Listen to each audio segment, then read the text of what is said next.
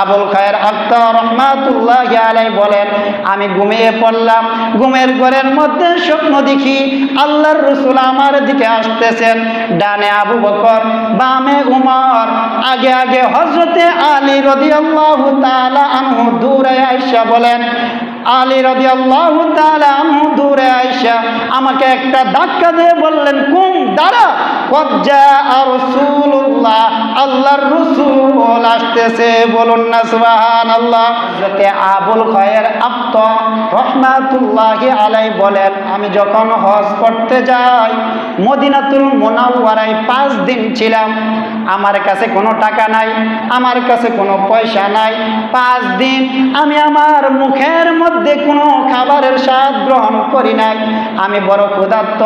আমি চলে গেলাম আল্লাহর রাসূলের রওজা শরীফের পাশে, গিয়ে বললাম, ইয়া রাসূলুল্লাহি, ইয়া হাবিবাল্লাহ, আনা দাইফুকা ইয়া রাসূলুল্লাহ।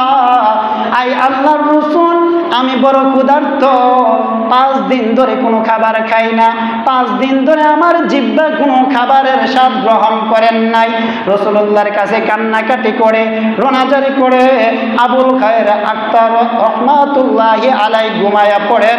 ঘুমের ঘরের মধ্যে স্বপ্ন দেখেন, ফারাআইতুন নাবিয়্যা সাল্লাল্লাহু আলাইহি ওয়াসাল্লাম ফিল মানাম। ঘুমের ঘরের মধ্যে স্বপ্নে দেখেন আল্লাহর রাসূল আসতেছে। ওয়া আন ইয়ামিনিহি আবু বকর রাদিয়াল্লাহু তাআলা আনহু, ওয়া আন শিমালিহি ওমর ইবনুল খাত্তাব রাদিয়াল্লাহু তাআলা আনহু। ডানে আবু বকর, বামে উমর। ফাহাররাকানি আলিয়ুন ফাকালা, কুম, কদ জাআকা রাসূলুল্লাহ। সুবহানাল্লাহ। আবুল খায়ের আখতার রহমাতুল্লাহি আলাইহি বলেন, আমি ঘুমিয়ে পড়লাম। ঘুমের ঘরের মধ্যে স্বপ্ন দেখি আল্লাহর রাসূল আমার দিকে আসতেছেন। ডানে আবু বকর, বামে উমর, আগে আগে হযরতে আলী রাদিয়াল্লাহু তাআলা আনহুটা ধাক্কা দিয়ে বললেন, কুম, দাঁড়া, কদ জাআ রাসূলুল্লাহ, আল্লাহর রাসূল আসতেছে। বলুন না সুবহানাল্লাহ। আবুল খায়ের আখতার রহমাতুল্লাহি আলাইহি বলেন, রাসূলুল্লাহ সাল্লাল্লাহু আলাইহি ওয়াসাল্লাম, ফাআতানি রাসূলুল্লাহ সাল্লাল্লাহু আলাইহি ওয়াসাল্লাম রগীফা। আল্লাহর হাবিব আমার হাতে একটা রুটি দিলেন।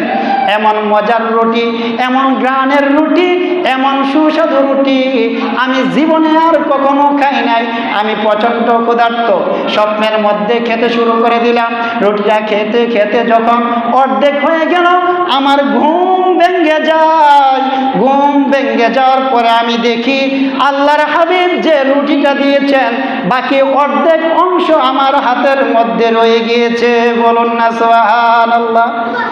রাসূল দুনিয়া থেকে চলে গিয়েছেন, কিন্তু এক মুহূর্তের জন্য উম্মতের অভিভাবকত্ব ছেড়ে দেন নাই।